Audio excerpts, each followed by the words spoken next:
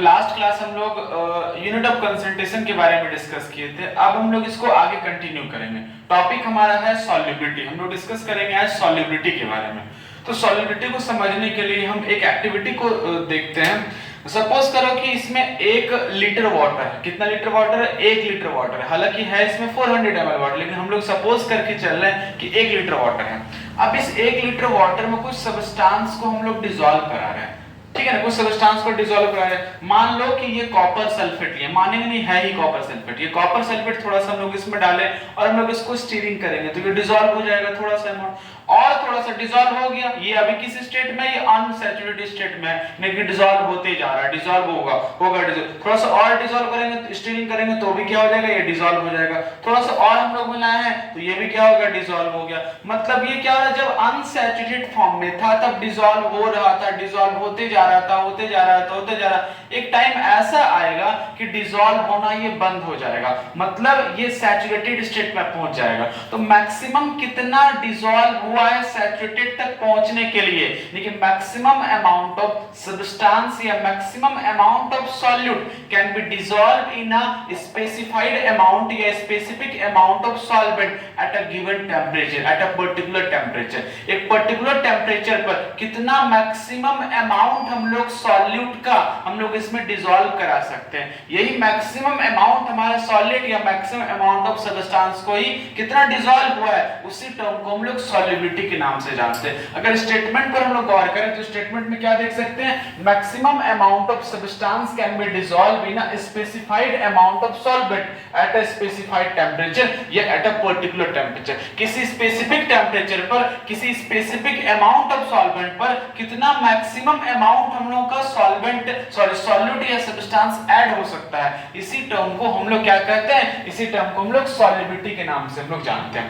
अब हम लोग यहां पर देखेंगे कि सॉल्युबिलिटी जो है अपना किस किस चीज पर डिपेंड्स करता है। सॉल्युबिलिटी जो हम लोग देख पा रहे हैं, जो घोला इसमें जो हम लोग जो कॉपर सल्फेट जो मिला है इसमें या कोई भी सब्सटेंस इसमें ऐड करा है, डिसॉल्व करा है, तो किस किस टर्म पर, किस किस फैक्टर पर ये डिपेंड करता है। तो सबसे पहला हमारा टर्म, सबसे पहला फैक्टर हमारा क्या है? सबसे पहला हमारा है किस पर? सबसे पहला फर्स्ट हम लोग देख सकते हैं कि nature of solute and solvent. किस पर डिपेंड करेगा? नेचर ऑफ सॉल्यूट पर डिपेंड करेगा और नेचर ऑफ सॉल्वेंट पर डिपेंड करेगा। यानी कि हम जो सॉल्वेंट लिए डिसॉल्व कराने के लिए ना, वो किस तरह का सॉल्वेंट है। अगर हम शुगर को पानी में डिसॉल्व कराते हैं, NaCl को पानी में डिसॉल्व कराते हैं तो हां डिसॉल्व हो जाता है। लेकिन यही अगर हम लोग शुगर को अगर केरोसिन ऑयल में अगर डिसॉल्व कराएंगे, पेट्रोल में डिसॉल्व कराएंगे तो डिसॉल्व नहीं होगा। यानी कि यहां पर सॉल्वेंट जो है वो सॉल्वेंट हमारा सॉल्वेंट के नेचर पर डिपेंड कर रहा है, ठीक है ना। उसी तरह से अगर हम लोग कैम्फर लेते हैं, कपूर लेते हैं, कैम्फर नैप्थलीन का बॉल, अगर इसको वाटर में डिसॉल्व कराते हैं तो डिसॉल्व नहीं करेगा। इसी को अगर हम लोग नैप्थलीन को अगर हम लोग केरोसिन ऑयल में डिसॉल्व कराएंगे तो डिसॉल्व हो रहा है।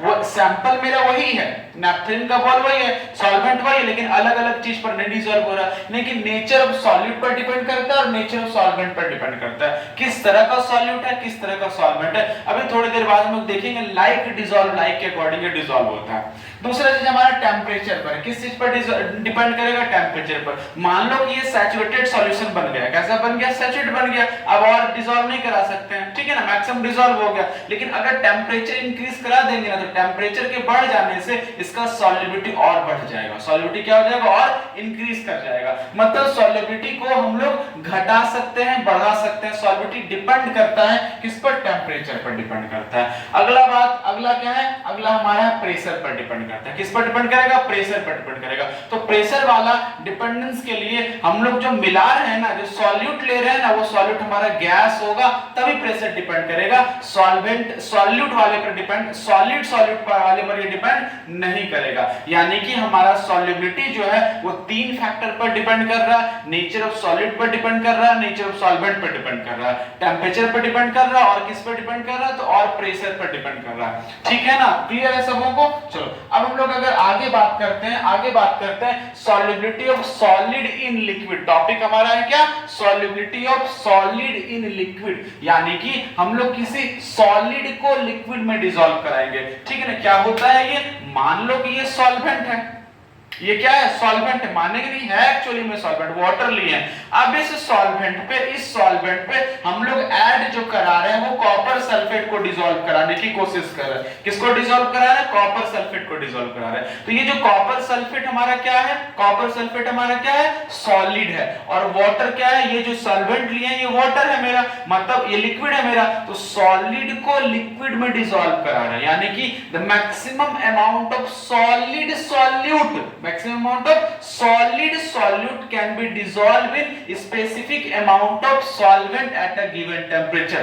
बस डेफिनेशन जो है ना सॉल्युबिलिटी का, उसमें हम लोग सब्सटेंस जो लिए थे, सॉल्यूट लिए थे, बस सॉल्यूट सॉलिड सॉल्यूट कितना मैक्सिमम हम लोग इसमें डिसॉल्व करा सकते हैं, इसी को हम लोग क्या कहते हैं? इसी को हम लोग कहते हैं solubility of solid in liquid. यानी कि ये जो वाटर है, ये जो सैंपल लिए हैं, ये जो सॉल्वेंट लिए हैं, इसमें जो हम लोग ऐड करा रहे हैं, इसमें क्या चीज का एडिशन करा रहे हैं? इसमें हम लोग एडिशन करा रहे हैं सॉलिड सॉल्यूट का। किसका कराएंगे? सॉलिड सॉल्यूट का ऐड कराएंगे, सॉलिड सॉल्यूट का ऐड कराएंगे। तो कितना मैक्सिमम सॉलिड सॉल्यूट इसमें ऐड हो सकता है, इसी टर्म को कहते हैं क्या? Solubility of solid in liquid के नाम से हम लोग बात करते हैं। क्लियर है सबों को क्या होता है ये? चलो अब हम लोग अगर इसमें देखें, इसका हम लोग स्टेटमेंट अगर देखें तो देख सकते हैं। अच्छा, इससे पहले अब हम लोग इसमें डिसॉल्व जब करा रहे हैं तो क्या हो रहा है देखो, तो when a solid is added to solvent, when a solute is added to solvent, the solute dissolve because its particle go into liquid and its concentration in the solution increases. This process is called dissolution. This process is called dissolution. Suppose करो कि हम क्या किए हैं, हम एक liquid, एक container ले रखे हैं, ठीक है ना, मेरे पास एक कंटेनर है, मेरे पास एक कंटेनर है, हम लोग एक कंटेनर ले लिए, ठीक ना, एक कंटेनर ले लिए। अब होता ये है कि कंटेनर में पानी लिए हैं, मतलब सॉल्वेंट लिए हैं, क्या लिए इसमें सॉल्वेंट लिए हैं। और अगर हम लोग इसमें कुछ ऐड करा रहे हैं, किस चीज को ऐड करा रहे हैं? हम लोग ऐड करा रहे हैं सॉल्यूट को ऐड करा रहे हैं। तो जैसे ही सॉल्यूट पानी में जाएगा, जैसे ही सॉल्यूट हमारा पानी में जाएगा तो ये क्या करेगा? इसका जो पार्टिकल्स है ना, इसका जो पार्टिकल्स है, इसका पार्टिकल्स टूटेगा और टूट करके ये पानी का जो भी स्पेस है ना, वाटर का इंटरमॉलिक्यूलर स्पेस है ना, उस स्पेस को ऑक्यूपाई करते जाएगा। उस स्पेस को क्या करते जाएगा? ऑक्यूपाई। जैसे मान लो कि ये ब्लू वाला जो पार्टिकल्स है वो वाटर का पार्टिकल्स है। किसका पार्टिकल्स है? ये वाटर का पार्टिकल्स है, ये वाटर का पार्टिकल्स है, ये वाटर का पार्टिकल्स है। किसका? पानी का पार्टिकल्स यानी सॉल्वेंट का पार्टिकल्स है। ये सॉल्वेंट का पार्टिकल्स है। किसका पार्टिकल्स है? सॉल्वेंट का पार्टिकल्स। अगर हम इसमें कुछ सॉल्यूट को ऐड कराते हैं तो जैसे सॉल्यूट को ऐड कराएं, सॉल्यूट इसमें गया और जाने के बाद इसका पार्टिकल्स जो वो टूटेगा, और पार्टिकल्स टूट कर क्या होगा? इसका पार्टिकल टूट कर क्या होगा? इसका पार्टिकल टूट के इसके स्पेस को ऑक्यूपाई करेगा, इसके स्पेस को लेगा, इसके स्पेस को ले लेगा, इसके जहां खाली स्थान है उस खाली स्थान को ये भर देगा। खाली स्थान को क्या कर देगा? भर देगा। कौन भर देगा? तो सॉल्यूट का, सॉलिड सॉल्यूट का पार्टिकल इसके खाली स्थान को भरना शुरू करेगा, इसके खाली स्थान को भरना शुरू करेगा। तो ये जो प्रोसेस देख रहे हैं ना, इस प्रोसेस को कहते हैं डिसॉल्यूशन कहते हैं। इस प्रोसेस को क्या कहते हैं? डिसॉल्यूशन कहते हैं। और यहाँ पर क्या हो रहा है? इस पानी में कंसंट्रेशन जो है, कंसंट्रेशन इसका बढ़ते जा रहा है। इसका कंसंट्रेशन क्या होगा? बढ़ते जा रहा है। वही स्टेटमेंट में है कि when a solid is added to solvent the solute dissolve because its particle go into liquid and its concentration of solution increases. This process is called dissolution. यहाँ तक क्लियर सबों को? अब होगा यहाँ पर क्या, देखो क्या होगा। ये डिसॉल्व हो रहा था, हाँ डिसॉल्व हुआ, 1 चम्मच डिसॉल्व, 2 चम्मच डिसॉल्व, 3 चम्मच डिसॉल्व। अब एक समय ऐसा आएगा ना कि ये क्या हो जाएगा? ये सैचुरेटेड फॉर्म हो जाएगा। कैसा फॉर्म हो जाएगा? सैचुरेटेड फॉर्म, यानी कि बॉटम में जाकर के इकट्ठा हो जाएगा, बॉटम में जाकर इकट्ठा हो जाएगा। अब डिसॉल्व करने का नाम नहीं लेगा, अब डिसॉल्व ये नहीं होगा, डिसॉल्व ये नहीं होगा। मतलब क्या हो गया? मतलब ये क्या हो गया? ये सैचुरेटेड फॉर्म में पहुंच गया, सैचुरेटेड फॉर्म में पहुंच गया। बहुत अच्छा। अब होगा क्या कि सैचुरेटेड फॉर्म में जब पहुंच गया ना, तो सैचुरेटेड फॉर्म में होता क्या है? होता ये है कि यहाँ का जो प्रेजेंट पार्टिकल है, कहां का प्रेजेंट पार्टिकल? जो पानी में डिसॉल्व, सॉल्वेंट में डिसॉल्व जो पार्टिकल है वो क्या होगा? ये यहां पर आएगा इस ढेर में। किसका ढेर में? जो सॉल्यूट जो ढेर बना लिया उस ढेर में आएगा। और ठीक उसी समय यहां का जो पार्टिकल्स फिर से पानी का जो स्पेस था वो उस जगह को लेगा, उस जगह को लेगा। तो यहां पर क्या देख पा रहे हैं हम लोग? यहां पर देख रहे हैं कि ये जो पार्टिकल्स है ना, यहाँ घुला हुआ पार्टिकल्स ढेर वाला पार्टिकल्स में बॉटम में जाकर के बैठ जा रहा है। इस प्रोसेस को कह रहे हैं क्रिस्टलाइजेशन। इस प्रोसेस को क्या कहते हैं? क्रिस्टलाइजेशन के नाम से जानते हैं। And eight the same time क्या होगा, यहाँ का जो पार्टिकल जो है ना वो ये ऑक्यूपाई करके यहाँ पर आया तो ये यहाँ पर आएगा। सपोज करो कि मान लो कि क्लास में कुछ बच्चा बैठा हुआ है, अब क्लास का एक बच्चा को हम उठा करके क्या किए, बाहर कर दिए और बाहर वाला बच्चा फिर क्या हो गया, यहाँ पर आकर के बैठ गया। मतलब यहाँ पर जो बाहर वाला जो बच्चा था वो आकर के यहाँ पर आ गया और ये वाला यहाँ पर आ गया। तो ये प्रोसेस सेम समय चलते रहता है और इस प्रोसेस को कहेंगे इक्विलिब्रियम में आ गया। किस में आ गया, इक्विलिब्रियम में आ गया। ये प्रोसेस हमारा क्या कहलाएगा, क्रिस्टलाइजेशन कहलाएगा। इक्विलिब्रियम जब एग्जिस्ट करता है तो डिसॉल्यूशन, तो क्या हो जाएगा, तब जो हमारा डिसॉल्यूशन प्रोसेस हमारा डिसॉल्यूशन इक्विलिब्रियम में किसके हो जाएगा, क्रिस्टलाइजेशन प्रोसेस के बराबर हो जाएगा। ठीक है ना, मतलब पार्टिकल्स यहाँ का इसमें आएगा और इसका पार्टिकल इसमें आएगा। बात समझ में आ रहा है, चलो बहुत अच्छा। अब हम लोग इसमें देखेंगे इसी का डेफिनेशन अगर हम लोग बात करें तो हम लोग यहाँ पर देख सकते हैं कि at the same time some particle in solution collide with the solute particles and get precipitated out, और प्रेसिपिटेट होकर के नीचे बॉटम में जमा हो जाता है, जिस प्रोसेस को हम लोग क्रिस्टलाइजेशन के नाम से जानते हैं। फिर एक बार अगर इसको हम लोग डायग्राम से अगर देखें तो कुछ ऐसा होगा, बात समझो, कुछ ऐसा होगा। सबको क्लियर हो रहा है, ठीक है ना। चलो तो क्या होगा, यहाँ पर मान लो कि कंटेनर लिए हैं, कंटेनर है, कंटेनर में पानी ले रखे हैं, कंटेनर में क्या ले लिए, कंटेनर में पानी ले लिए। चलो बहुत अच्छा, कंटेनर में पानी ले लिए। अब पानी का पार्टिकल ऐसा पानी का पार्टिकल से ये क्या है, पानी का पार्टिकल से। बहुत अच्छा पानी का पार्टिकल से। अब घोलने की कोशिश की है ना, तो हम लोग इसको सैचुरेटेड फॉर्म में ले आए, तो यहाँ बॉटम में जाकर के इकट्ठा हो गया, बॉटम में जाकर क्या हो गया, इकट्ठा हो गया। अब जैसे ही बॉटम में जाकर के इकट्ठा हो गया, घुल गया, घुला भी और बॉटम में जाकर इकट्ठा हो गया, मतलब ये सैचुरेटेड फॉर्म में आ गया। किस फॉर्म में आ गया, सेट फॉर्म में आ गया। तो क्या होगा, यहाँ का जो पार्टिकल्स है ना, ये वाला पार्टिकल, ये पार्टिकल्स यहाँ पर आएगा, मतलब वो बॉटम में जाकर के बैठेगा, बॉटम में जाकर क्या होगा, बैठेगा। इस प्रोसेस को कहते हैं क्रिस्टलाइजेशन कहते हैं। क्या कहते हैं, क्रिस्टलाइजेशन कहते हैं। किसी दूसरे पार्टिकल के साथ कोलिजन करेगा और कोलिजन करके बॉटम में जाकर प्रेसिपिटेट आउट हो जाएगा। इसी प्रेसिपिटेशन वाले प्रोसेस को हम लोग क्रिस्टलाइजेशन के नाम से हम लोग जानते हैं। क्या कहते हैं, क्रिस्टलाइजेशन के नाम से जानते हैं। क्लियर सबों को। चलो अब हम लोग यहाँ पर एक एनिमेशन के थ्रू से, एक डायग्राम, एक वीडियो के थ्रू से इसको हम लोग समझ सकते हैं। देखना इसमें क्या क्या हो रहा है, कैसे इसमें जो है हम लोग इसका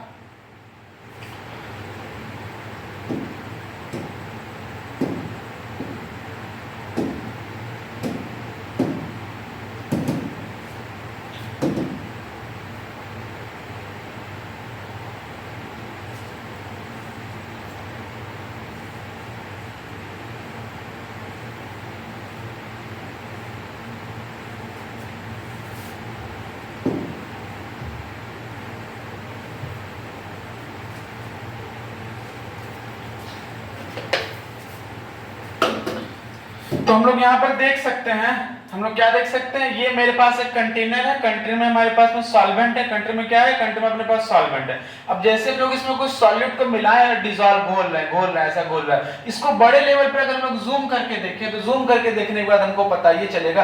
पर मान लो कि हम लोग इसमें नमक मिलाए, क्या मिलाए, नमक मिलाए। जूम करते हैं इसको, तो जूम करेंगे इसको, अगर जूम करते हैं तो जूम करने के बाद तो क्या होगा, ये मेरा पार्टिकल्स किसका, सॉल्यूट का पार्टिकल्स है। किसका पार्टिकल्स है, ये जो हम लोग देख रहे हैं ना, ये जो हम लोग देख पा रहे हैं, बात समझना, ये जो हम लोग देख रहे हैं, ये जो देख पा रहे हैं हम लोग, ये क्या चीज है, ये हमारा सॉल्यूट है। ये क्या है, सॉल्यूट है। ये क्या है, सॉल्यूट है, ठीक है ना। और यहाँ पर पूरा पानी का पार्टिकल्स है, वाटर का पार्टिकल्स है। अब सॉलिड में मान लो नमक मिलाएं, नमक में क्या होता है, नमक में होता है Na और Cl होता है। क्या होता है, ये Na वाला, ये Cl वाला, यानी कि पॉजिटिव पार्ट और ये क्या हो गया, नेगेटिव पार्ट हो गया। पॉजिटिव पार्ट और ये क्या हो गया, नेगेटिव पार्ट हो गया। पानी का जो पार्टिकल्स है, पानी का कैसा होता है मॉलिक्यूल्स, पानी का ऐसा मॉलिक्यूल्स होता है, ठीक है ना। H2O होता है, पानी का कैसा होता है, H2O होता है। हो क्या रहा है, हो ये रहा है कि इसका नेगेटिव पार्ट, इसका नेगेटिव पार्ट, इसका पॉजिटिव पार्ट, इसका पॉजिटिव पार्ट। तो क्या करता है, ये जो पॉजिटिव है ना, इस नेगेटिव को चारों तरफ से घेर करके और यहां से भी चारों तरफ घेर के इसको तोड़ लेता है। तोड़ के क्या करता है, अलग कर देता है। तोड़ के क्या करता है, अलग करता है। इस वीडियो को अगर हम लोग देखें अच्छे से तो अपने को क्लियर होगा।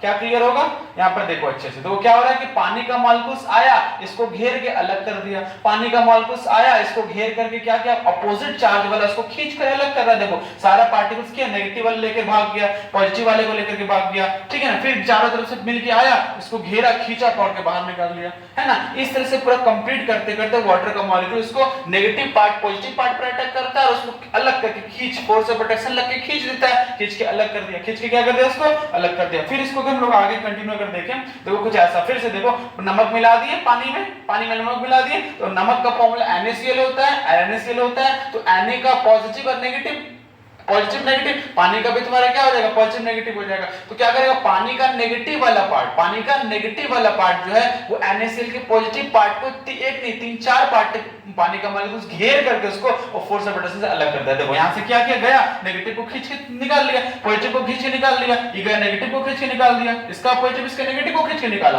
है ना, ये गया पॉजिटिव को खींच के निकाल दिया। इस तरह से तोड़ के पार्टिकल्स को अलग कर देता है और पार्टिकल जो है पानी का जो स्पेस है ना उस स्पेस को ऑक्यूपाई कर लेता है, यानी कि पार्टिकल्स हमारा डिसॉल्व हो गया इसमें। तो ये प्रोसेस हमारा चलता है किसमें सॉलिबिलिटी और सॉलिड इन लिक्विड में होता है। बात समझ में आया। चलो अब नेक्स्ट अगर आगे हम लोग इसको देखते हैं, आगे हम लोग अगर देखें तो आगे देखो क्या चीज हो गया।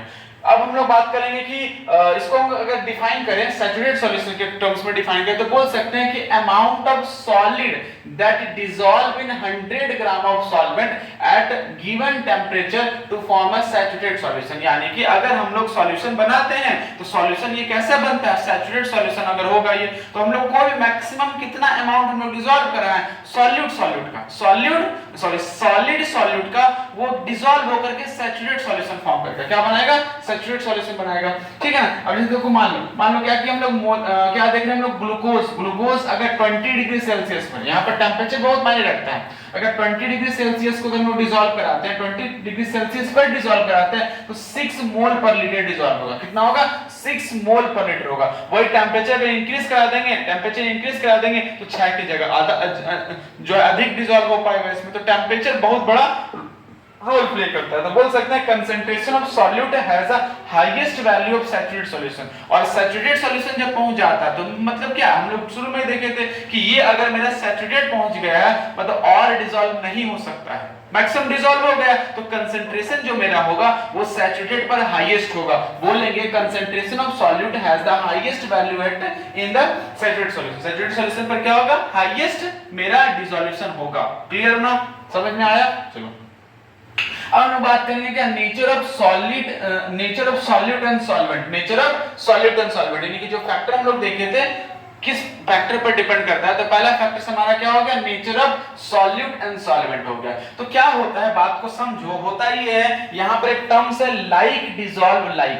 क्या टर्म्स है, लाइक डिसॉल्व लाइक। अब देखो लाइक डिसॉल्व लाइक से हम लोग क्या देख सकते हैं, लाइक डिसॉल्व लाइक का मतलब होता है कि जो सेम नेचर वाला सबस्टेंस है ना वो सेम वाले में घुलेगा। जैसे हम बात करते हैं पोलर, क्या बोलते हैं, पोलर सबस्टेंस। क्या सबस्टेंस, पोलर सबस्टेंस जो रहेगा वो पोलर वाले में ही घुलेगा, पोलर सॉल्वेंट में ही घुलेगा। पोलर वाला पोलर में घुलेगा, नॉन पोलर वाला नॉन पोलर में घुलेगा। पोलर वाला पोलर में घुलेगा, नॉन पोलर वाला नॉन पोलर में घुलेगा। जैसे नमक हो गया, नमक यानी क्या हो गया, NaCl ले लेते हैं तो Na+Cl-। अगर हम लोग इसको वाटर में डिसॉल्व कराते हैं H2O में तो ये पॉजिटिव और नेगेटिव में टूटता है, पॉजिटिव और नेगेटिव में ये टूट जाता है, मतलब ये पोलर है तो पोलर में ही घुलेगा। अगर इस NaCl को हम लोग केरोसिन ऑयल में डिसॉल्व कराते हैं तो क्या डिसॉल्व हो पाएगा, नहीं हो पाएगा। ये रहा पोलर सबस्टेंस और वो रहा नॉन पोलर सबस्टेंस। तो पोलर वाला नॉन पोलर में डिसॉल्व नहीं होता है, ठीक है ना। मतलब नेचर पर डिपेंड करता है किस तरह का सॉल्यूट का नेचर है, किस तरह का सॉल्वेंट का नेचर है। सॉल्यूट का नेचर सॉल्वेंट का नेचर अगर लाइक होगा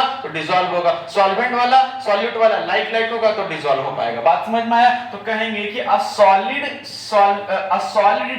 dissolve in liquid if the intermolecular interaction are similar in solute and solvent। जब दोनों का इंटरमॉलिक्यूलर फोर्स ऑफ अट्रैक्शन अगर सेम होगा तभी जाकर के डिसॉल्व होगा, ठीक है ना। This is accordance with the basic rule like dissolve like. किस पर डिपेंड करता है, तो बेसिक रूल जिसको लाइक डिसॉल्व लाइक की बात करते हैं। नैप्थलीन का बॉल जो है कपूर, उसको अगर केरोसिन में घोलेंगे नहीं घुलेगा, घुलेगा, हाँ घुल जाएगा, लेकिन वही नैप्थलीन का बॉल को वाटर में घोलेंगे तो नहीं घुलेगा। यहाँ पर इसका नेचर इसके नेचर से वेरी कर रहा है, अलग हो रहा है। लाइक डिसॉल्व लाइक यूज नहीं हो पा रहा है, इसमें लाइक रहेगा तब ना डिसॉल्व होगा। बात समझ में आ रहा है ना। चलो तो इसी तरह से लाइक डिसॉल्व लाइक हम लोग बात करते हैं। क्लियर। तो चलो अब हम लोग बात करेंगे solubility of solute increases with increase in temperature. अब क्या होता है, यहाँ पर दो चीज है, यहाँ पर दो चीज है, कुछ कुछ सब्सटेंस है, कुछ कुछ सब्सटेंस क्या होता है कि टेम्परेचर को बढ़ाने से, टेम्परेचर को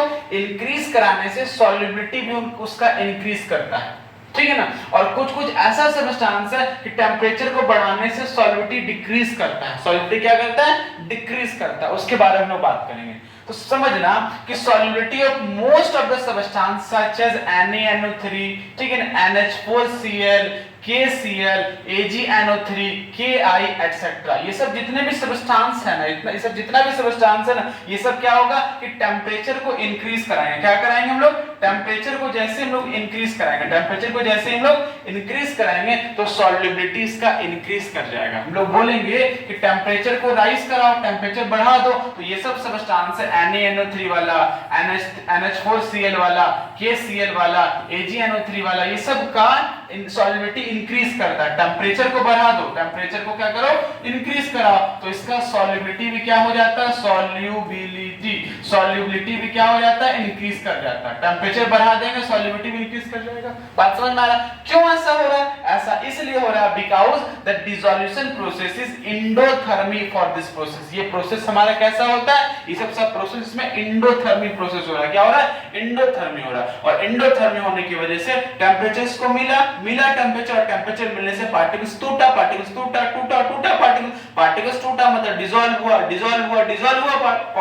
सॉल्युबिलिटी बढ़ गया इसमें। बात समझ में आया? ये प्रोसेस, ये सब सब्सटेंस क्या होता है कि टेम्परेचर बढ़ाने से सॉल्युबिलिटी बढ़ जाता है। क्यों? क्योंकि ये एंडोथर्मिक प्रोसेस है, एनर्जी को एब्जॉर्ब कर रहा है, एनर्जी जैसे एब्जॉर्ब कर रहा है मतलब पार्टिकल्स क्या किया, पार्टिकल्स एनर्जी एब्जॉर्ब करके टूट गया, फोर्स ऑफ अट्रैक्शन उसका ओवरकम होकर ब्रेक कर गया, ब्रेक हो गया मतलब पार्टिकल्स हमारा सेपरेट हो गया, डिसॉल्व हो गया। लेकिन यहाँ दूसरी तरफ हमारे पास में क्या होता है, कुछ कुछ ऐसा सब्सटेंस होता है जैसे अपने पास में, ठीक है, लिथियम सल्फेट हो गया, सीजियम सल्फेट हो गया, सब कुछ कुछ सब्सटेंस रहता है। ये सब कुछ कुछ सब्सटेंस जैसे कुछ organic calcium salt of organic acid हो गया, ठीक है, सोडियम कार्बोनेट हो गया, ये सब कुछ कुछ सब्सटेंस है ना जिसका सॉल्युबिलिटी हमारा क्या करेगा, डिक्रीज करेगा, ठीक है, डिक्रीज करेगा जैसे हम लोग टेम्परेचर को बढ़ाएंगे। टेम्परेचर बढ़ाने से ये डिक्रीज कर जाएगा। क्यों होगा? क्योंकि ये प्रोसेस एक्सोथर्मी होता है। क्या होता है? एक्सोथर्मी, टेम्परेचर बाहर निकलता है, डिसॉल्व करने से टेम्परेचर बाहर निकलता है। एक्सोथर्मिक प्रोसेस होने की वजह से, एक्सोथर्मिक प्रोसेस होने की वजह से इसका सॉल्युबिलिटी डिक्रीज कर जाता है। सॉल्युबिलिटी क्या हो जाता है, इसका डिक्रीज कर जाता है, सॉल्युबिलिटी क्या हो जाता है, डिक्रीज कर जाता है। बात यहां पर ध्यान से रखना कि दो चीज अपने पास में, कुछ कुछ सब्सटेंस ऐसा है अपने पास, कुछ कुछ सब्सटेंस ऐसा अपने पास में जितना भी क्या होंगे आयनिक सब्सटेंस, सब क्या हो, आयनिक सब्सटेंस। ये सारा का सारा सब्सटेंस क्या होगा, सॉल्युबिलिटी बढ़ता है टेम्परेचर को बढ़ाने से। क्यों ऐसा होता है? क्योंकि ये प्रोसेस हमारा एंडोथर्मी है। एंडोथर्मी मतलब एनर्जी को एब्जॉर्ब किया, एनर्जी एब्जॉर्ब किया, एनर्जी एब्जॉर्ब करने से पार्टिकल्स टूटा, सॉल्युबिलिटी बढ़ गया। यहाँ पर क्या होता है, एक्सोथर्मी सब कुछ। ये सब प्रोसेस कैसा होता है, एक्सोथर्मी, एनर्जी निकल रहा है, एनर्जी निकल रहा है, तो इसको एनर्जी नहीं मिल पाया तो टूटेगा नहीं मतलब क्या होगा, सॉल्युबिलिटी हमारा डिक्रीज कर जाएगा, सॉल्युबिलिटी क्या हो जाएगा, डिक्रीज कर जाएगा। बात समझ में आया? कोई दिक्कत? चलो अब आगे हम लोग अगर डिस्कस करें तो solubility shows irregular behaviour with the increase in temperature. अब सॉल्युबिलिटी जो है वो रेगुलर बिहेवियर नहीं, एक इरेगुलर बिहेवियर शो करता है। कैसा बिहेवियर शो करता है?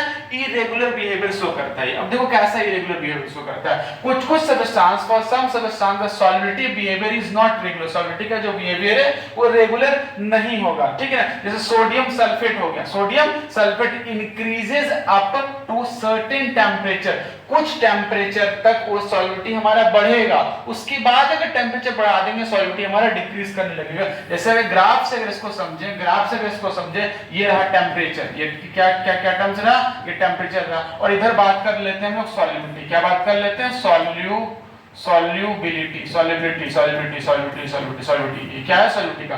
तो हम टेम्परेचर बढ़ा रहे हैं तो सॉल्युबिलिटी बढ़ रहा है, टेम्परेचर बढ़ाने से सॉल्युबिलिटी बढ़ रहा है, टेम्परेचर बढ़ाने से सॉल्युबिलिटी बढ़ रहा है, टेम्परेचर बढ़ाने से सॉल्युबिलिटी बढ़ रहा है। मतलब एक स्पेसिफिक टेम्परेचर तक सॉल्युबिलिटी बढ़ा, एक स्पेसिफिक टेम्परेचर तक सॉल्युबिलिटी बढ़ा, देन उसके बाद अगर टेम्परेचर को बढ़ाना शुरू करेंगे तो सॉल्युबिलिटी हमारा डिक्रीज करना शुरू करेगा, सॉल्युबिलिटी डिक्रीज करना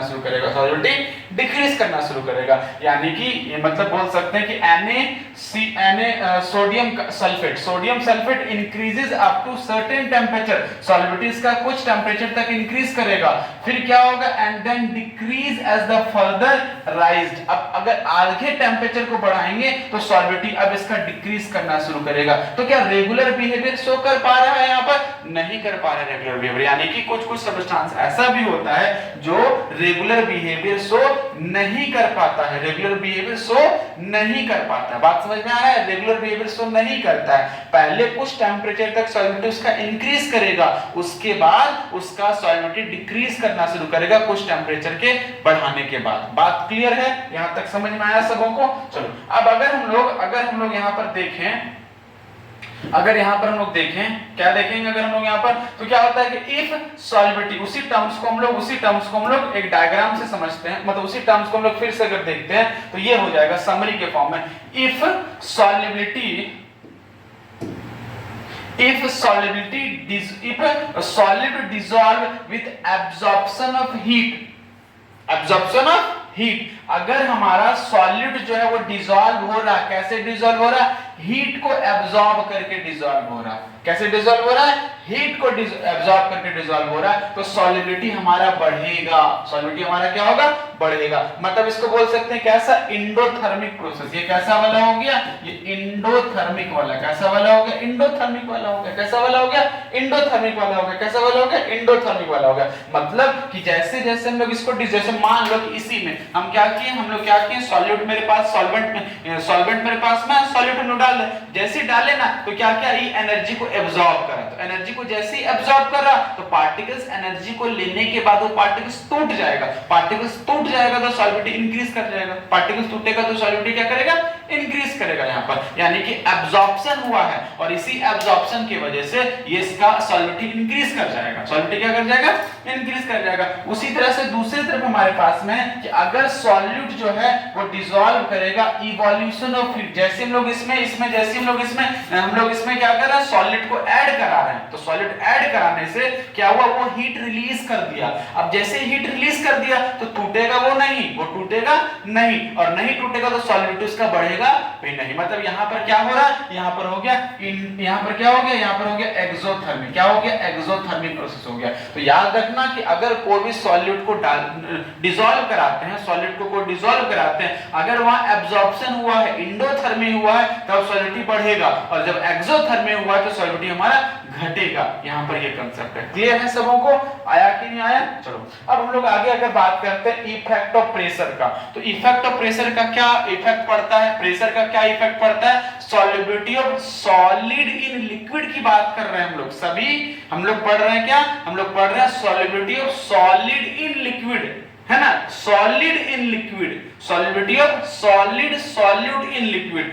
तो सॉल्युबिलिटी ऑफ सॉलिड सॉल्यूट पर टेम्परेचर का, सॉरी प्रेशर का कोई इफेक्ट नहीं होता, टेम्परेचर का होता है। टेम्परेचर बढ़ाते हैं तो जनरली टेम्परेचर को बढ़ाते हैं तो सॉल्युबिलिटी बढ़ता है, कब, जब वो इंडोथर्मी होगा तब, लेकिन घटेगा कब, जब वो एक्सोथर्मी होगा तब। यहां तक क्लियर? अब हम बात करते हैं प्रेशर के बारे में, प्रेशर का क्या इफेक्ट पड़ता है। अब बताओ, मान लो कि हम इस पे कुछ डिसॉल्व कराए हैं, तो पार्टिकल्स तो मेरे बॉटम में बैठा हुआ, हम यहां पर अगर कुछ प्रेशर लगाते हैं तो इस पर कोई इफेक्ट पड़ेगा नहीं, ना पड़ेगा। हम लोग एक पिस्टन लगा दिए यहाँ पर, सपोज ऐसा करो, पानी थोड़ा कम कर लेते हैं, ऐसा यहाँ पर, तो हम लोग इसको डिसॉल्व कराएं, कुछ को डिसॉल्व कराएं, ये अनसैचुरेटेड बन गया, बॉटम में जाकर के बैठ गया, बॉटम में जाकर क्या हो गया, बैठ गया। अब हम ऊपर में इसका कुछ पिस्टन लगा के ऐसा दबाते हैं, तो यहाँ पर दबाने से, यहाँ पर ऊपर प्रेशर लगाने से, ये जितना खाली जगह, एयर वाला जितना खाली जगह, यहाँ पर हम लोग दबाते हैं, यहाँ पर प्रेशर लगाते हैं, तो इन बॉटम में जो बैठा पार्टिकल्स है उसको कोई फर्क पड़ेगा क्या, नहीं पड़ेगा उसको फर्क, और उसको जब फर्क ही नहीं पड़ेगा तो सॉल्युबिलिटी पर कोई भी इफेक्ट नहीं आएगा, यानी कि solubility of solid in liquid पर प्रेशर का कोई इफेक्ट नहीं होता है, और होता भी होगा तो बहुत ही नेग्लिजिबल इफेक्ट होगा। कैसा इफेक्ट होगा, नेग्लिजिबल इफेक्ट। तो बोलेंगे effect of pressure on solubility of solid in liquid is very small, या नेग्लिजिबल बोल सकते हैं, because solid and liquid are highly incomparable, क्योंकि ये काफी इनकंपैरेबल है। अच्छा, इसको यहाँ पर भी हम लोग एनिमेशन से समझ सकते हैं, यहाँ पर भी समझ सकते हैं। देखो वही चीज यहाँ पर की है, यहाँ पर एक कंटेनर है, और यहाँ पर पानी है, इसको जैसे जब डिसॉल्व करा दिए ना, तो डिसॉल्व कराने के बाद ये अनसैचुरेटेड फॉर्म में आ गया। किस फॉर्म में आ गया? सैचुरेटेड फॉर्म में आ गया। अब बताओ, यहाँ पर पिस्टल लगाकर इस पिस्टल को हम दबाते हैं, इस पिस्टल को दबाते हैं, पिस्टल को क्या करें? दबा रहे हैं, इस पिस्टल को दबाते हैं। बताओ, इस पिस्टल को दबाएं तो दबाने से बताओ यहाँ पर जो प्रेजेंट पार्टिकल्स था, उस पार्टिकल्स को कोई इफेक्ट पड़ा? यहाँ पर प्रेजेंट जो यही ना तुम्हारा जो है नीचे बॉटम में जमा हुआ, यही ना सॉल्युबल होना है इसको। तो जैसे यहाँ पर लोग लगाए प्रेशर, यहाँ पर लगा रहे हैं, इसको दबाते हैं, इसको जैसे हम लोग इसको दबा दिए तो दबाएं तो इसको कोई फर्क नहीं पड़ा। जब इसको कोई फर्क ही नहीं पड़ा, कोई इफेक्ट नहीं पड़ा, तो इफेक्ट प्रेशर का सॉल्युबिलिटी पर नहीं आ रहा है। बात समझ में आ रहा है? नहीं आ रहा है। क्या नहीं आ रहा है? ये इफेक्ट नहीं आ रहा है इसमें। क्लियर है ना सबको? चलो,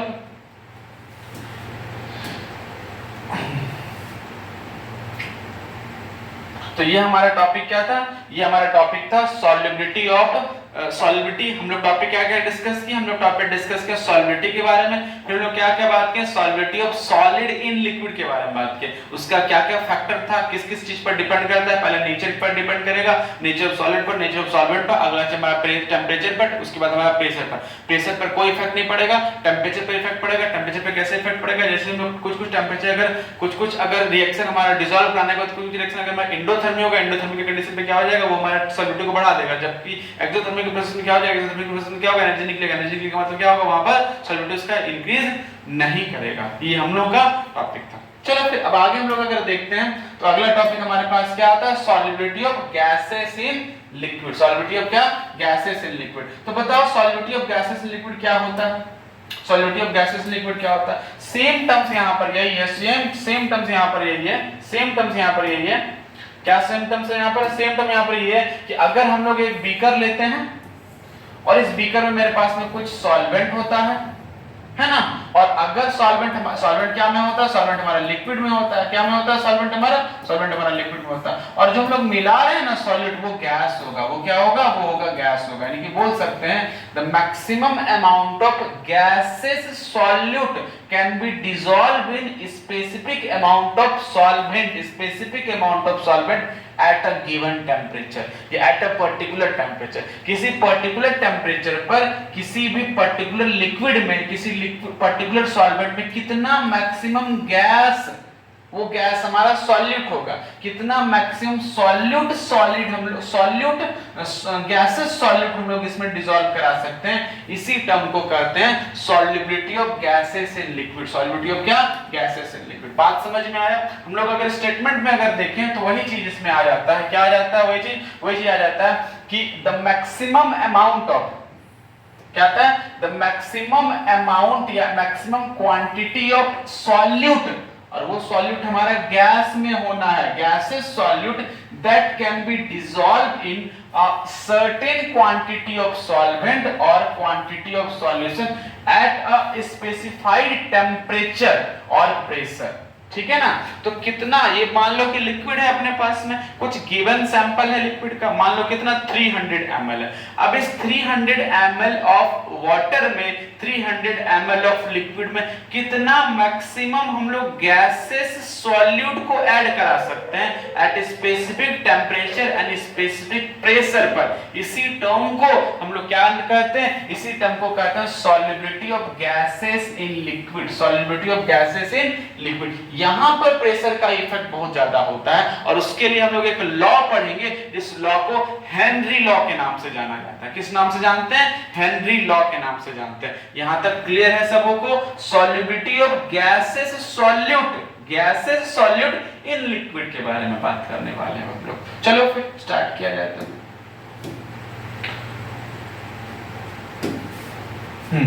तो क्या होगा? Gases dissolve in liquid to form homogeneous solution. Gases भी हमारा डिसॉल्व हो करके कैसा बनाता है? वो भी होमोजेनियस बनाता है। होमोजेनियस क्या है? हम लोग पहले क्लास में बात किए थे, पहले क्लास में फर्स्ट लेक्चर में इसके बारे में डिस्कस किए थे कि होमोजेनियस का मतलब यूनिफॉर्मली अगर मिल जाता है कोई सॉल्यूट सॉल्वेंट में थ्रू आउट पर इंटायर सॉल्यूशन में यूनिफॉर्म कंपोजिशन अगर होगा ना, तो उसको हम लोग क्या कहते हैं? उसको हम लोग होमोजेनियस सॉल्यूशन के नाम से जानते हैं। बहुत अच्छा, बहुत बढ़िया। तो क्या होगा? Solubility of gases in liquid depends upon, किस किस चीज पर डिपेंड करता है? यहाँ यहाँ पर डिपेंड करेगा, सबसे पहला चीज हमारा होगा नेचर पर डिपेंड करेगा, नेचर ऑफ सॉलिड पर डिपेंड करेगा, नेचर ऑफ सॉल्वेंट पर डिपेंड करेगा, टेम्परेचर पर डिपेंड करेगा, प्रेशर पर डिपेंड करेगा। इतना फैक्टर है। जैसा हम लोग सॉलिड वाला देखे थे, ठीक गैसेस वाला भी है, लेकिन यहाँ पर थोड़ा सा कुछ डिफरेंट होता है। जैसे वहां पर टेम्परेचर के बढ़ाने से सॉलिडिटी बढ़ा था, यहाँ पर उल्टा हो जाएगा, टेम्परेचर को बढ़ा देने से सॉलिडिटी यहाँ पर डिक्रीज कर जाएगा,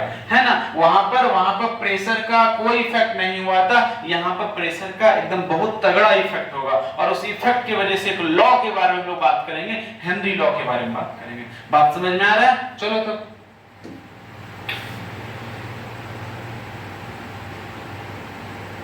देखो क्या यहाँ पर ये कि सॉल्युबिलिटी ऑफ डिफरेंट गैसेस। पहली बात हम लोग बात करेंगे nature of solute and nature of solvent, nature of solid and nature of solvent. देखो क्या है यहाँ पर देखेंगे, solubility of different gases in same solvent is different, यानी कि डिफरेंट गैस का सॉल्युबिलिटी सेम सॉल्वेंट पर अलग अलग होता है, सेम सॉल्वेंट पर अलग अलग होता है। डिफरेंट गैस को लेंगे, डिफरेंट गैस मान लो कोई X गैस ले लिए, कोई Y गैस ले लिए, कोई Z गैस ले लिए, और A नाम का मेरे पास में कोई सॉल्वेंट है, तो ये X वाला गैस जो है A में अलग अमाउंट में घुलेगा, इसका सॉल्युबिलिटी X का A में अलग होगा, Y का अलग होगा, Z का अलग होगा, यानी कि डिफरेंट गैस का सॉल्युबिलिटी सेम सॉल्वेंट पे डिफरेंट होगा। कैसा होगा? डिफरेंट होगा। बात समझ में आया? अब देखो क्या है, यहाँ पर हम लोग आगे बढ़ेंगे कि some gases like N2, H2, O2 etcetera, कुछ गैस जैसे nitrogen gas, hydrogen gas, oxygen gas, ये सब डिसॉल्व होता है वाटर में डिसॉल्व होता है only to a small extent, बहुत ही कम अमाउंट में डिसॉल्व होगा, बहुत ही कम एक्सटेंट में डिसॉल्व होगा, बहुत ही थोड़े से मात्रा में डिसॉल्व होगा।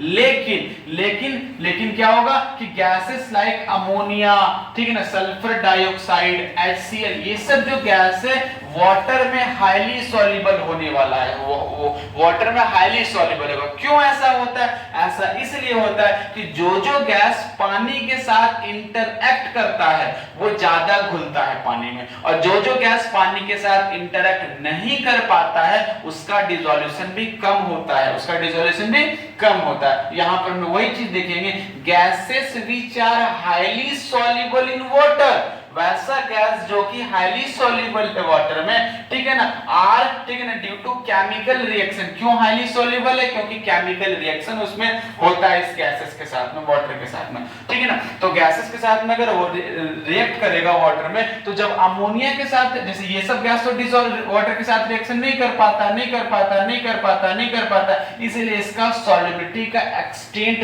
लो रहता है। जबकि अमोनिया पानी के साथ अगर घुलते हैं तो वो अमोनियम हाइड्रोक्साइड बना देता है। ये वाला अगर सल्फर वाला को अगर हम डिसॉल्व कराते हैं तो सल्फ्यूरिक एसिड बना देता है, HCl वाले को अगर डिसॉल्व कराते हैं तो हाइड्रोक्लोरिक एसिड बना देता है। तो ये सब गैस जो है, कुछ गैस डिसॉल्व होगा ज्यादा एक्सटेंट में, लार्ज एक्सटेंट में। क्यों? क्योंकि ये उसके साथ रिएक्ट कर सकता है, उसके साथ इंटरैक्ट करता है, जबकि ये सब इंटरैक्ट नहीं करता है तो डिसॉल्व नहीं हो पाता है ना। तो most soluble gases are those which are chemically react with liquid solvent. तो सबसे पहले यहाँ पर दो बात निकल के आया। पहला बात ये कि कुछ गैस डिसॉल्व करेगा वाटर में हाई एक्सटेंट में, कुछ लो एक्सटेंट में। तो लो एक्सटेंट वाला वही सब होगा जो वाटर के साथ या किसी सॉल्वेंट जिसमें डिसॉल्व करा रहा है उस सॉल्वेंट के साथ रिएक्शन नहीं करेगा, और जो तुम्हारा हाईली सॉल्युबल होगा ना वो सब का रिएक्शन हाई एक्सटेंट में होगा, तभी डिसॉल्व हो पा रहा है। तो स्टेटमेंट एक शब्द में समरी बोलेंगे इसका, most soluble gases are those which chemically react with liquid solvent. जो लिक्विड सॉल्यूशन के साथ में रिएक्ट कर जाएगा वो सब सॉल्युबल होगा, जो नहीं कर पाएगा वो सब सॉल्युबल नहीं हो पाएगा। बस सिंपल सा फंडा यहाँ पर लगाना है, आगे बढ़ना है अपने को। चलो, तो क्या है कि इफेक्ट ऑफ टेम्परेचर की बात करते हैं। तो वो टेम्परेचर का इफेक्ट क्या होता है बात समझेंगे। टेम्परेचर का इफेक्ट यही होता है कि बात तुम लोग समझो, इस एक्टिविटी से समझो कि यहाँ पर हम क्या किए, लिक्विड लिए हैं और इस लिक्विड में हम लोग गैस को ऐसा डाल दिए। गैस को डाल करके हम लोग इसको पिस्टल बंद कर देंगे। पिस्टल क्यों बंद करेंगे? इसलिए बंद करेंगे क्योंकि सारा का सारा गैस पानी में नहीं गया है, सारा का सारा गैस पानी में नहीं गया, कुछ पार्टिकल्स पानी में है, कुछ मॉलिक्यूल्स गैस का पानी में है, और कुछ ये जो एरिया है ना यहाँ पर वो वैक्यूम एरिया खाली जगह है, इसी खाली जगह पर को स्थान ग्रहण किए रहेगा, स्थान रहेगा, इसलिए इसको बंद कर देंगे, इसलिए क्या कर देंगे, बंद कर देंगे। अब बताओ इसको आग में चढ़ा देते हैं, आग में चढ़ाते हैं, यहाँ से इसको टेम्परेचर देना शुरू करते हैं। जैसे टेम्परेचर देंगे तो टेम्परेचर वो जो पानी में जो घुला हुआ गैस था, पानी में जो घुला हुआ गैस था वो क्या करेगा, वो टेम्परेचर को एब्जॉर्ब करेगा, टेम्परेचर को जैसे ही एब्जॉर्ब करेगा उसका काइनेटिक एनर्जी बढ़ेगा, काइनेटिक एनर्जी बढ़ेगा, वेलोसिटी बढ़ेगा। अब बताओ वेलोसिटी बढ़ेगा तो क्या पानी में ठहरा हुआ रहेगा, वो पानी में रुका हुआ रहेगा, वो नहीं रहेगा पानी में रुका हुआ। वेलोसिटी बढ़ेगा तो मूवमेंट उसका बढ़ेगा, मूवमेंट बढ़ेगा तो पानी को छोड़ करके वो भी जो फ्री स्पेस है ना, खाली जगह, उस खाली जगह एम्प्टी जगह पर आ जाएगा। तो ये बताओ पानी को छोड़कर ऊपर आ गया, तो पानी को छोड़कर जब ऊपर आ गया यानी कि सॉल्युबिलिटी क्या हो गया, कम गया है। सॉल्युबिलिटी क्या हो गया, कम गया। बात समझ में आया ना, सॉल्युबिलिटी क्या हो गया, कम गया। और सॉल्युबिलिटी कम गया कैसे, टेम्परेचर बढ़ाएं तैसे, टेम्परेचर जैसे बढ़ाएं, टेम्परेचर बढ़ाने से ये ऐसा हुआ, इस वजह से ऐसा होता है। यहाँ पर अगर डायग्राम से अगर हम लोग इसको समझें, डायग्राम से अगर इसको हम लोग समझें, डायग्राम से अगर इसको समझें तो कुछ ऐसा होगा। देखो अच्छा यहाँ पर एक ये प्रिंसिपल लगता है लेह-चटरियल प्रिंसिपल, जो कि इक्विलिब्रियम टॉपिक में हम लोग क्लास 11th में हम लोग डिस्कस किए थे। देखो क्या है, समझना बात को, यहाँ बात को समझना अच्छे से कि मेरे पास एक बीकर है, इस बीकर में हम लोग पानी ले लिए, क्या ले लिए, इस बीकर में पानी ले लिए, इस बीकर में पानी ले लिए। चलो पानी का कलर दूसरे रंग से दिखाते हैं। ये पानी है मेरे पास में, ये क्या है मेरे पास है, पानी है। अब ये पानी है तो पानी का पार्टिकल कुछ ऐसा दिखेगा, यहाँ पर पानी का पार्टिकल कुछ ऐसा दिखेगा, पानी का पार्टिकल कुछ ऐसा है। अब इसमें कुछ हम गैस डाल दिए, क्या डाल दिए, कुछ गैस डाल दिए। मान लो ये गैस अपने पास, ये कुछ गैस डाल दिए, गैस डाले तो गैस यहाँ पर पानी में कुछ रहेगा, कुछ कहाँ रहेगा, पानी में रहेगा, और कुछ कहाँ पर रहेगा, इस फ्री स्पेस में रहेगा। ये पानी में नहीं जाएगा क्योंकि गैस जो है वो रैंडमली हाई मूविंग स्टेट में रहता है, मूवमेंट इसका बहुत ज्यादा होता है। इसको क्या किया, इसको हम बंद कर दिए, इसको क्या किया, बंद कर दिए। क्यों बंद कर दिया, ऐसा इसलिए बंद कर दिया कि गैस निकल नहीं जाए, गैस निकल नहीं जाए, गैस निकल नहीं जाए, इस एरिया से गैस, इस कंट्री से गैस निकल नहीं जाए, इसलिए इसको बंद कर दिए। क्या कर दिए, इसको ढक्कन से बंद कर दिए, कुछ प्लेट से बंद कर दिए। अब देखो होना ये है कि जैसे हम लोग यहाँ से टेम्परेचर सप्लाई के आग जला दिए, नीचे इसका नीचे क्या किया, आग जला दिए। जैसे आग जलाए, जैसे टेम्परेचर सप्लाई किए, टेम्परेचर सप्लाई करने से क्या होगा ये कि जो पार्टिकल सॉल्यूट का था ना, वो सॉल्यूट का पार्टिकल एनर्जी को एब्जॉर्ब करेगा। बताओ एनर्जी को जब एब्जॉर्ब करा तो इसका काइनेटिक एनर्जी बढ़ गया, काइनेटिक एनर्जी बढ़ गया तो काइनेटिक एनर्जी का फॉर्मूला हम लोग जानते हैं क्या, हाफ mv का स्क्वायर। जैसे ही हम लोग टेम्परेचर बढ़ा दिए तो वेलोसिटी बढ़ेगा, और इसका वेलोसिटी बढ़ेगा तो एक जगह पर रुकेगा नहीं, रुकेगा, ये एकदम स्पीड के साथ मूव करते पानी को छोड़ देगा। पानी को छोड़ करके कहां पर आ जाएगा, पानी को छोड़कर यहां पर आ जाएगा, मतलब इस एरिया को छोड़ करके बाहर आ गया। बाहर आ गया मतलब डिसॉल्युबल, इसका डिसॉल्यूशन इसका घट गया मतलब क्या, सॉल्युबिलिटी कम गया। टेम्परेचर को बढ़ाने से सॉल्युबिलिटी इसका कम जाता है, टेम्परेचर बढ़ा देने से सॉल्युबिलिटी इसका कम जाता है। यही चीज है इसमें। लेकिन सॉलिड में क्या था, टेम्परेचर को बढ़ाने से सॉल्युबिलिटी बढ़ रहा था, यहाँ पर टेम्परेचर को बढ़ाने से सॉल्युबिलिटी घट जा रहा है। बात क्लियर है। अच्छा इसे केवल सॉलिड वाला ही नहीं, सॉल्वेंट वाला पार्टिकल्स भी उड़ के बाहर जाएगा, दोनों का दोनों हो जाएगा, दोनों का दोनों, सॉलिड वाला ही बाहर जाएगा और सॉल्वेंट वाला ही बाहर जाएगा। लेकिन हमको बात करना है, किससे बात करना है, हमको मतलब भी किससे, हमको मतलब है सॉलिड से मतलब है। बात समझ में आ रहा है ना। चलो आगे बढ़े। अगला है इफेक्ट ऑफ प्रेशर। अगला टॉपिक हम लोग क्या बात करेंगे, अगला टॉपिक हमारे पास में आता है इफेक्ट ऑफ प्रेशर। देखो प्रेशर का क्या इफेक्ट होता है, प्रेशर का हमारे पास यही इफेक्ट होता है कि अगर हम एक कंटेनर को लिए हुए हैं और कंटेनर को लिए और यहाँ पर पानी ले लिए, क्या ले लिए, पानी ले लिए, है ना। अब पानी ले लिए, हम लोग इसमें क्या किया, हम लोग इसमें कुछ गैस को डाल दिए। तो गैस को डालें तो जैसा हम लोग जानते हैं, जैसा कि हम लोग जानते हैं गैस का कुछ मॉलिक्यूल जो है, गैस का कुछ पार्टिकल जो है वो कहां पर रहेगा, इस फ्री स्पेस पर रहेगा, और कुछ कहां पर रहेगा, कुछ हमारा घुला हुआ रहेगा, पानी में घुला हुआ रहेगा। क्या रहेगा, पानी में घुला हुआ रहेगा। तो जैसे ही हम लोग क्या करेंगे, हम लोग यहां से प्रेशर लगाना शुरू करेंगे। तो जैसे हम लोग इसमें प्रेशर लगाएंगे, थोड़ा सा प्रेशर लगाएं तो एक पार्टिकल पानी में गया, छपक। थोड़ा सा और प्रेशर लगाएंगे, दो पार्टिकल्स पानी में गए, छपक। थोड़ा और प्रेशर लगाएं, अब तीन पार्टिकल्स पानी में जाएगा, छपक जाएगा कि नहीं जाएगा। अब थोड़ा और लगा दें, थोड़ा और पार्टिकल्स पानी में जाएगा, छपक, इस तरह से होता जाएगा। तो अब बताओ प्रेशर लगाने से पार्टिकल्स पानी में जाता है, और पानी में जाता है मतलब क्या होता है, मतलब सॉल्युबिलिटी इसका बढ़ जाता है। सॉल्युबिलिटी क्या हो जाता है, बढ़ जाता है। तो याद रखना कि हम लोग अगर सॉलिड वाला में लेंगे तो नेग्लिजिबल इफेक्ट होगा, लेकिन गैस वाला में अगर बात करते हैं तो प्रेशर को बढ़ाने से मॉलिक्यूल्स पानी में जाता है छपक छपक, और पानी में जाता है सॉलिडिटी बढ़ जाता है। सॉलिडिटी क्या हो जाता है? बढ़ जाता है। यानी कि बोलेंगे solidity of gases increases with increase of pressure. Pressure तुम बढ़ाओ, पार्टिकल्स पानी में जाएगा, और पार्टिकल्स पानी में जाएगा मतलब सॉलिडिटी उसका बढ़ेगा।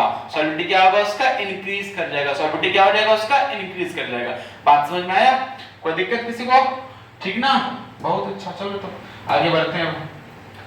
अब देखो यहाँ पर क्या चाहिए, यहाँ पर हम बोल सकते हैं कि concentration of dissolved gas is proportional to pressure on the gas above the solution. यानी कि जो कंसंट्रेशन जो हमारा होगा, कंसंट्रेशन ऑफ डिसॉल्व गैस, यहाँ पर जो गैस डिसॉल्व हुआ है,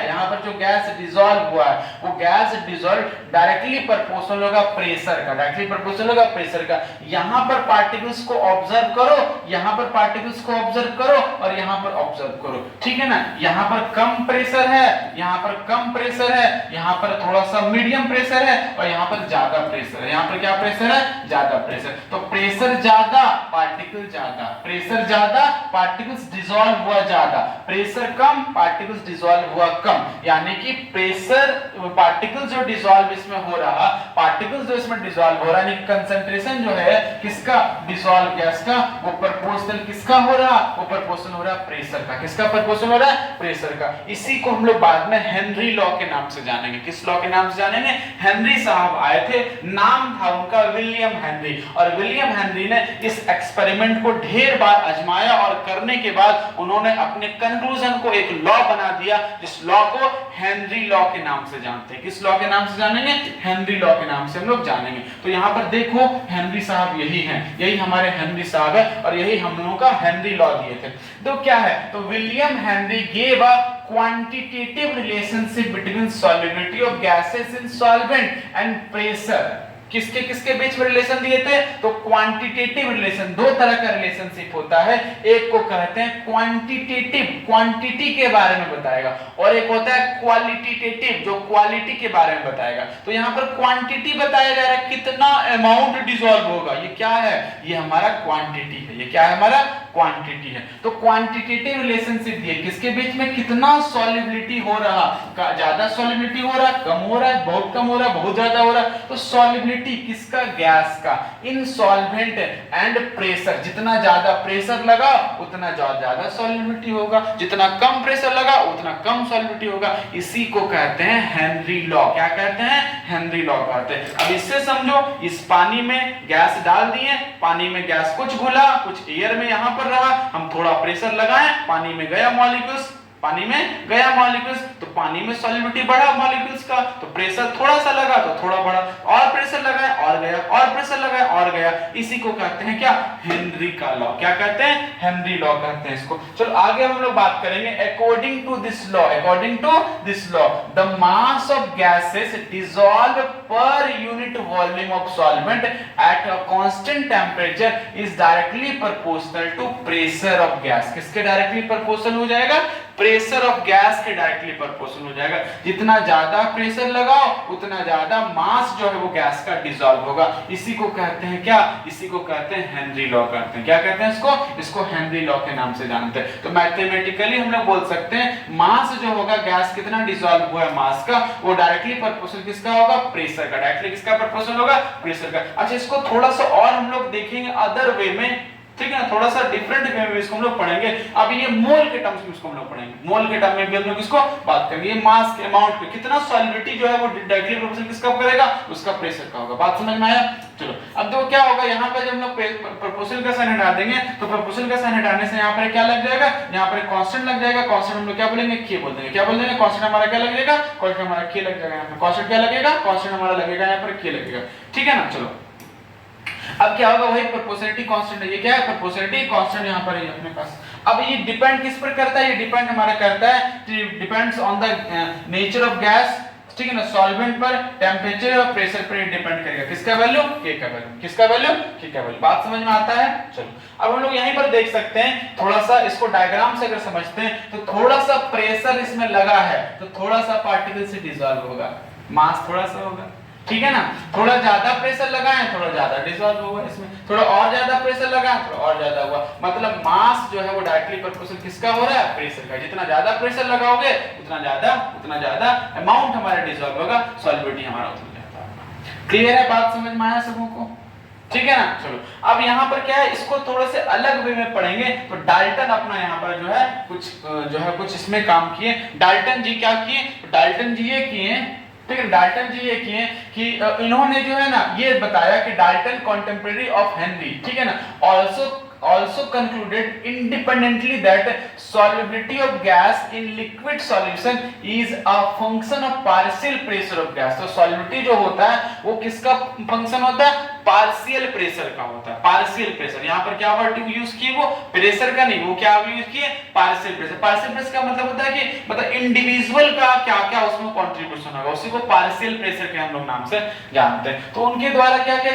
if we use the mole fraction of gas in the solution as a measure of its solubility, ठीक है ना। तो हम लोग अगर मोल फ्रैक्शन जो अमाउंट जो था ना, amount of gas, mass of gases की जगह पर हम लोग अब क्या चीज का यूज करेंगे, मोल फ्रैक्शन का यूज करेंगे। किसका यूज करेंगे, मोल फ्रैक्शन का यूज करेंगे।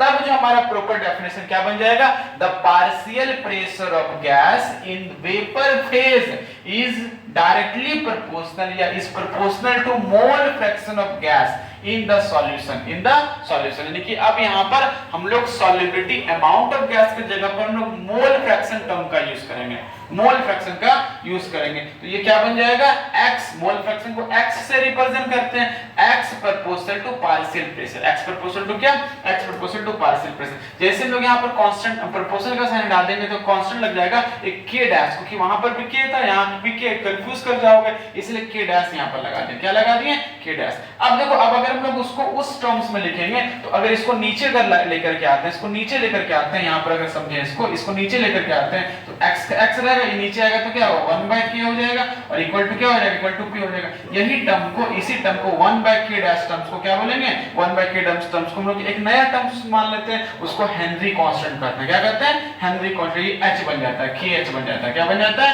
kh बन जाता है। तो क्या बोल सकते हैं, p equal to kh into x, p equal to kh into क्या हो जाएगा, x हो जाएगा। यही हमारा हेनरी लॉ है, यही क्या है, हेनरी लॉ है। बस हेनरी लॉ यही कहता है कि partial pressure of gases, partial pressure of gases in vapour phase is proportional to mole fraction of gases, mole fraction of proportional to क्या, मोल फ्रैक्शन ऑफ गैस। इसी को कहते हैं क्या, इसी को कहते हैं हेनरी का लॉ, हेनरी का नियम, हेनरी लॉ। एग्जाम में अगर हेनरी लॉ पूछा जाए, इसी स्टेटमेंट को लिख के आना है, इसी स्टेटमेंट को लिख करके आना है। वो वाला भी लिख सकता है, लेकिन वो पुराना कांसेप्ट था, डाल्टन आए और डाल्टन के बाद उन्होंने थोड़ा सा मॉडिफाई उन्होंने किया, वो पार्शियल प्रेशर का यूज करे। किसका यूज करे, वो पार्शियल प्रेशर का उन्होंने यूज करा और क्या है, और उन्होंने मोल फ्रैक्शन टर्म का यूज करा। तो क्या बोले, x proportional to p, x equal to k dash p। यहां पर जब नीचे लाए तो 1/k डैश हो गया, इसी 1/k डैश को kh नाम दिया उन्होंने। इसी को हम लोग क्या कहते हैं, हेनरी कांस्टेंट के नाम से जानते हैं। बात समझ में आई,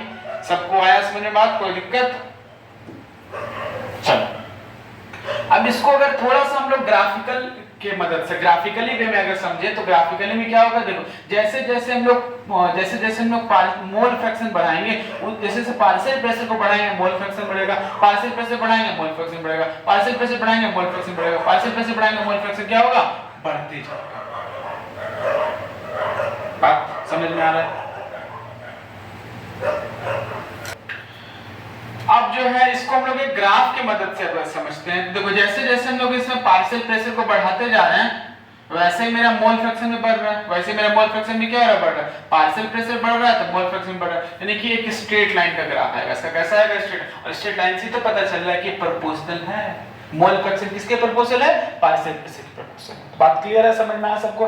तो जितना भी गैसेस है, different gases have the different kh value. सभी गैस का kh का वैल्यू डिफरेंट होता है eight the same time temperature. Same temperature पर डिफरेंट गैस का kh का वैल्यू, हेनरी कांस्टेंट का वैल्यू डिफरेंट होता है। तो हम लोग यहां से कह सकते हैं कि higher the value of kh, higher the value of KH at a given pressure, the lower is the solubility. Lower is the क्या? Solubility of gas. अब इस लाइन को, इस टर्म को अच्छे से समझो। देखो इस लाइन को, इस टर्म को अगर हम लोग समझे हैं, देखो क्या होता है, बात समझना है यहाँ पर थोड़ा सा समझना इस टर्म को। इसको हम थोड़ा डिफरेंट वे में अलग से समझाने की कोशिश करते हैं क्या क्या है। उसमें क्या कहा गया था, उसमें ये कहा गया था हायर के एच का वैल्यू रहेगा, तो क्या है इसमें बात समझ आएंगे। तो ये देखेंगे P इक्वल टू KH और इनटू X, है ना। तो हम लोग क्या देखें, हम लोग ये देखें कि देखो ये जो P जो होगा, प्रेशर जो होगा, प्रेशर वो इक्वल टू क्या होगा, equal to KH into X होगा, है ना। तो अब देखो जैसे मान लो कि अगर इसको हम लोग लेते हैं, कितना इसको लेते हैं हम लोग 10 लेते हैं, ये मेरा प्रेशर 10 है, तो ये जो KH और ये X जो है मोल फ्रैक्शन, वो दोनों प्रोडक्ट होगा इसका। तो अगर ये 10 है तो इसको कितने फॉर्म में लिख सकते हैं, इसको लिख सकते हैं या तो 1 into 10 के फॉर्म में, या तो लिख सकते हैं 2 into 5 के टर्म्स में, या तो क्या लिख सकते हैं इसको, या तो क्या लिख सकते हैं, इसके बाद हो जाएगा 5 into 2 के फॉर्म में, या क्या लिख सकते हैं, या तो 10 into 1 के फॉर्म में। इसी फॉर्मेट में लिख सकते हैं, दोनों का प्रोडक्ट हमारा 10 आना है। ये टर्म्स मेरा KH है और ये टर्म्स मेरा X हो गया। तो बताओ जब KH का वैल्यू कम है तो X का वैल्यू ज्यादा है, थोड़ा सा इसका वैल्यू को बढ़ा दिए, ये थोड़ा सा वैल्यू हमारा थोड़ा कम गया, इसको थोड़ा और बढ़ा दिए, ये थोड़ा कम गया, इसको थोड़ा और सबसे हाईएस्ट कर दिए तो ये कम गया। मतलब जब KH का वैल्यू ज्यादा होगा तो X का वैल्यू कम होगा, X का वैल्यू क्या होगा, कम होगा। तो क्या यहाँ से ये पता नहीं लग पा रहा है, यहाँ से ये पता नहीं लग पा रहा है कि KH का वैल्यू जिस भी गैस का ज्यादा होगा, KH वैल्यू जिस भी गैस का ज्यादा होगा उसका सॉल्युबिलिटी, उसका क्या सॉल्युबिलिटी जो है वो कम होगा, सॉल्युबिलिटी क्या होगा, कम होगा। तो किसी भी गैस का सॉल्युबिलिटी के बारे में पता कैसे लगा सकते हैं, KH के मदद से लगा सकते हैं। अगर KH ज्यादा सॉल्युबिलिटी कम, KH कम सॉल्युबिलिटी ज्यादा। अब बताओ जिसका KH का वैल्यू कम है, X ज्यादा है, सॉल्युबिलिटी ज्यादा होगा, क्या होगा, ज्यादा होगा। यही टर्म्स इसमें हम लोग समझने जा रहे थे। चलो अब जो है हम लोग फिर से उसमें आते हैं। हम लोग अगर देखें यहाँ पर अगर दिक्कत हो रहा है तो फिर से देख सकता है कि देखो KH ये वाला वैल्यू अगर ज्यादा होगा तो ये वैल्यू अपने आप कम जाएगा, यानी कि KH का वैल्यू अगर ज्यादा सॉल्युबिलिटी कम, इसका कम इसका ज्यादा हो जाएगा। बात क्लियर ना, समझ में आया सबों को। चलो अब अगर हम लोग देखें कि higher the value of KH ज्यादा होगा, KH क्या होगा, KH हाई होगा, KH अगर ज्यादा होगा, ठीक है ना, तो लोअर इज द सॉल्युबिलिटी हमारा क्या होगा, सॉल्युबिलिटी हमारा लो होगा, सॉल्युबिलिटी क्या होगा, लो होगा। क्लियर है ना, इसी को कहते हैं हेनरी लॉ। अब यहाँ पर अगर टेबल में अगर देखिए हम लोग तो क्या होगा, सेम टेम्परेचर की बात है। देखो ये भी तुम्हारा क्या 293 293, तो इन तीनों का सेम टेम्परेचर पर अगर हम बात करते हैं, देखो He का मेरे पास है हीलियम, क्या है अपने पास है हीलियम, अपने पास क्या है, अपने पास है हीलियम। तो हीलियम है, अपने पास है H2 है, अपने पास क्या है N2 है, अपने पास N2 है। तो क्या देख पा रहे हैं कि यहाँ पर इसका जो है, इसका है हीलियम का कितना है 144.97 है।